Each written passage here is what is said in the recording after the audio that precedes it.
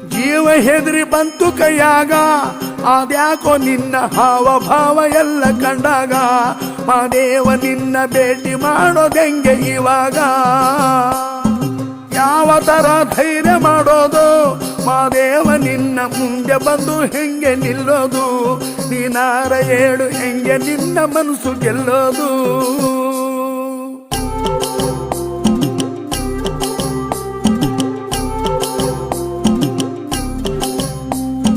ನೋಡಿದೊಡೆ ನಡುಕ ಶುರುವಾಯ್ತು, ಮಾದೇವ ನಿನ್ನ ವರ್ಷ ಕಂಡು ಗಾಬರಿ ಆಗೋಯ್ತು, ಆದ್ರೂ ನಿನ್ನ ಪಾದಗತಿ ಎಂದು ಬಂದಾಯ್ತು.